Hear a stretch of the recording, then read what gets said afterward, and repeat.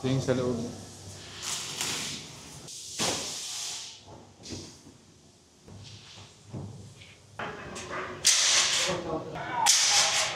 Let's go.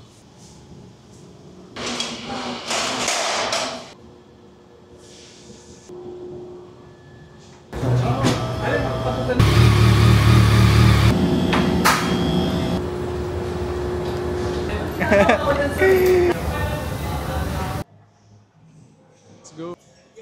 Guys, we are now here at Y-Zone. Pupush through natin with the purchase of 2024 MT-09 SP. Naka-create pa siya ngayon eh. After payment, we'll do a quick unboxing. Yun din kaya hindi ko rin siya agad ilalabas kasi pending pa yung mga accessories natin since may bagong-bago pa yung unit dito sa Pilipinas. Si Yamaha mismo wala pang accessories. Bayaran muna natin para ma-reserve na natin yung pinaka-unit sa atin. Tapos bahala na yung accessories. Guys, nandito na kami sa showroom, no? Hindi ko alam kung cafe ba nila. Cafe ba nila to? Cafe ata. Cafe nila, no? Ang galing. Talagang itong Y-Zone, sobrang solid kasi you have the pinaka-showroom feels. Gaano kalaki sa loob. Talagang hindi siya yung tipong compared to other showrooms na parang magkakasama-sama sila mag-isa. Dito nakahiwalay yun. Parang komportable ka. Ang tip ko lang lagi kung bibili ka ng motor, kailangan cash lagi. Kung hindi kayang cash nyo, pag-ipunan nyo pa. Pero wag nyo pa-financing kasi sobrang laki ng interest. So syempre, to preach what I say, ito, ganda na akong cash dito. Teka, paano na natin dito? 8 bundles yan na na for 1,000. Huwag kayo magpa-utang kasi di naman kailangan yun. Pwede naman kayo mag-small CC muna. So guys, we have here si Sir Christian. Sa'yo mag-assist sa atin sa pag-process. Okay. It's time for payment. Mamaya actually pwede nating silipin yung motor kahit naka-crate pa. Okay lang naman, no problem. Mas papayagan tayong pinaka-unbox lang pero nasa crate pa rin. Ito yung sa loob. The ultimate unboxing. Woo!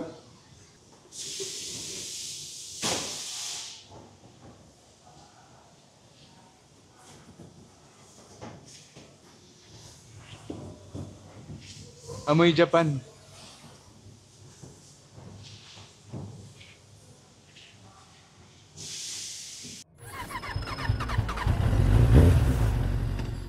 What is up guys? Good day for me. Papunta na tayo sa Y-Zone ulit. Ipipick up na natin si Yamaha MT-09 SP natin. Since bago yung unit dito, pahirapan makahanap ng accessories. First si Y-Zone mismo, walang accessories at all na ibibigay. Ang meron lang niya is I think rad guard. So yun yung babayaran natin dun mamaya. So nagka-canvas ako, I ended up, actually ilan lang meron. Actually si Carscoot lang ata meron. Pumunta nga ako kay Carscoot the past few days, then pinick up natin yung mga accessories. Yung mga initial accessories lang, just enough for us to start using the motorcycle para safe pag labas natin. I'll show you guys. Ang initial accessories kasi personally, okay lang sa akin gumastos ng malaki, basta original.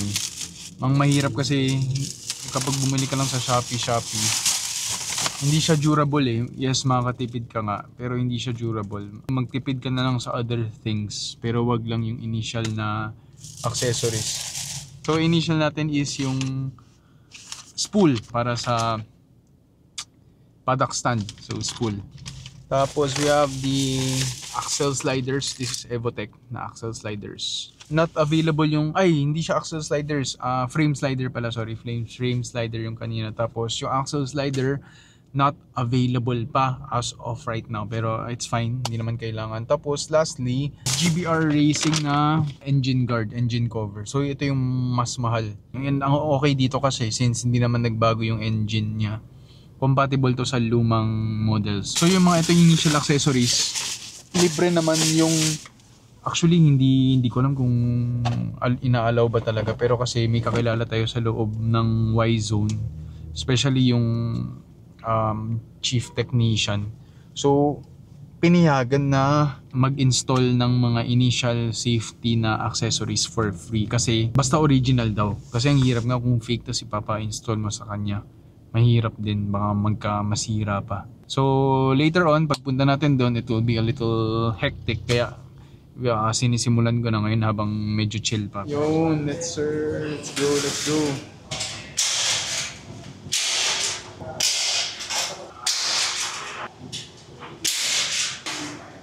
Wow.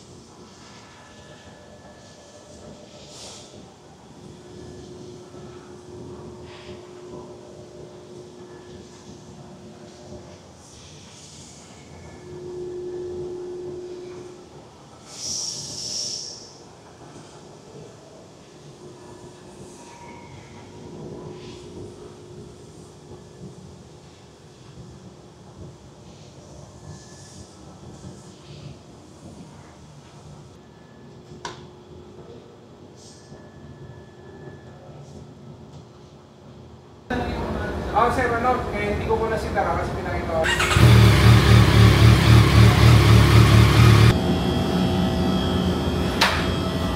Nakas, di ba? Oh, sulit na sulit yun. Reasonable yun, sir. Suspension sa likuran lang yun, wala pa sa harapan. Oh, sabihin mo yung all-in, sir, magkano 100. Eh, yung caliper pa na dalawa. Eh, yung KYB pa. Baka tulog ka pa kaya, Sir Lax? Papayo pa. Panaginipan ko na lang. Basta gagawin natin, sir. Pag dumating yung mouse, kapasilip ko rin sa'yo.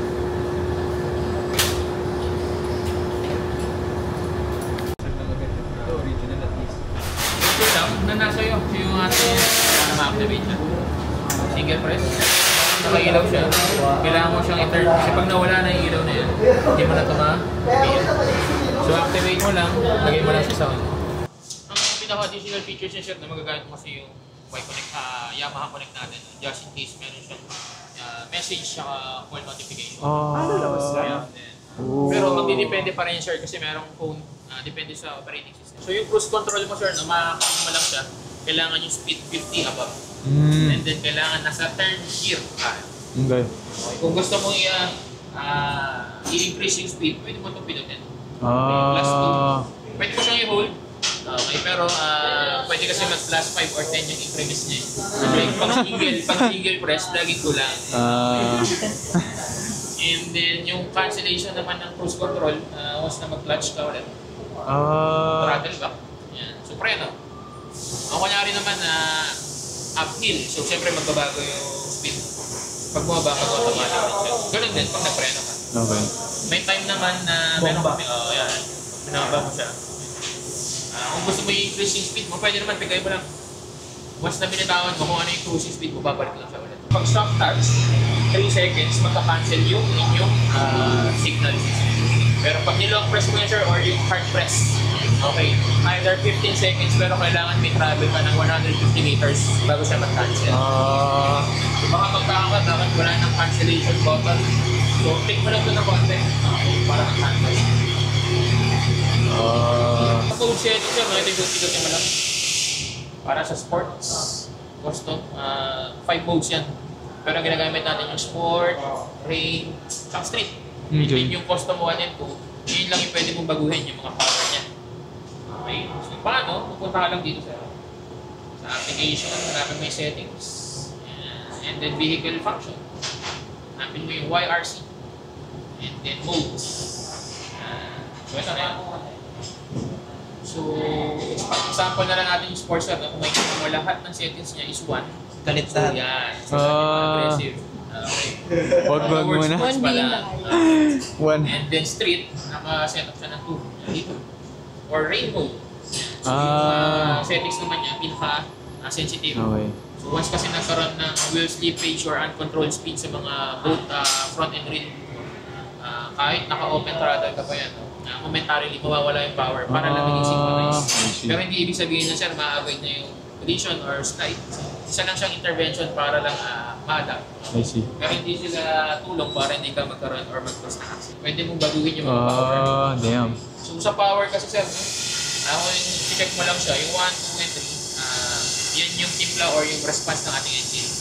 So pag 1, like sa sports naka 1, yan, example lang, kunyari magtatarak ka, yun ginagamit. Yung 2, track settings, kunyari ang gamit mong gulong, street tire. And then 3, mga practice run, and then street. Okay. Depende pa rin yan sa preference mo.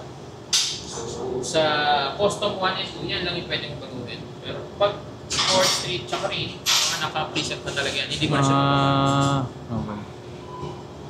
So traction control, okay, yung lapat ng gulong sa ating kalsada. So the best yan kung i-off mo or kung gusto mo mag-wheelie. Pero certain milliseconds or seconds once na ma-detect na okay, bakit yung rear wheel is 80, yung likodan, yung unahan is 70 lang. So minsan doon nagda-drop, bakit yung iba hindi masustain, yung laging yun yung purpose. Slide control, tsaka yan, yung lift control, sila yung mga responsible doon. Once na ma-detect nila na umangat, yan yung mag-intervention para sa intervene, para ibaba or i-synchronize yung speed. I see. Kailangan patayin natin. EBM or engine brake management. So just ganun din, pag 1, yun yung settings. And then 2. Quick shifter, up and down, so depende pa rin yan. So choose pa rin yan 2. Okay. Kahit open throttle, biga up shift, kahit down shifting, pwede ka na rin yung Solid. Exciting! Pagdating sa shift indicator sir, dahil bago siya, total engine brake-in mo 1,600 kilometers. Hanggat di ka lumalagpas ng 1,600 kilometers, limited yung RPM. First 0 to 1,000 kilometers, 5,300 RPM. Lahat ng gear pwede mo gamitin, basta hindi ka lalagpas ng 5,300. And then once na ma-reach mo na yung Kaya mo ba yun? Kaya. 1,001, 1,600, magiging 6,300. Okay. And then Tigil ka muna. 1,601 kilometer above, that's the time na normal riding habit. Okay. Gano'n mo na siya kayang patakbuhin. Equipped dito sir ng lean angle sensor. So example, bubiyahe ka, once na ma-drop yung unit, huwag naman, automatic mag-shutdown yung engine. So isang safety features din yan, no? Para example, natumba, hindi umikot yung motor. Kaya yung nag-weld, umaandar na. Nice. Shutdown siya. Okay yun. So just in case na mag-ganon, no? Kahit anong gawin mo, pag in-start mo yan, binuwat mo, in-start mo, hindi siya aandar, puro redondo. So kailangan patayin niya ulit. Nice. Pero may time na matagal siya mag-start, lalo na pag matagal mo siya na itayo. Kasi may chance kasi na mag-backflow or yung oil, pumunta sa oil filter. Na flat. Minsan, pagka-start, mausok. Kasi nga, nagpunta yung langis. Okay. Bukod doon, meron siyang idle stop na tinatawag. So, mga 15 to 20 minutes siyang naka-idle lang, automatic mo shutdown yung engine. Then mapapansin mo, meron siyang error. Pag i-trigger kasi yan. Ganun din, pwede mo siya i-off naman ulit para mawala yung error. So, protection din yun sa bike para hindi mag-overheat. Kaya. Mataas. Magaan. Ikaw na. Wala pang gas. Ano ba? Magaan.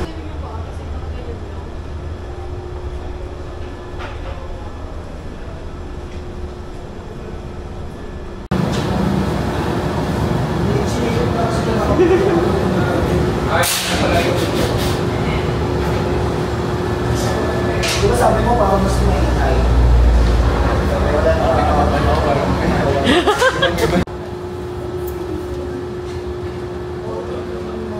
nag-aaral sa mga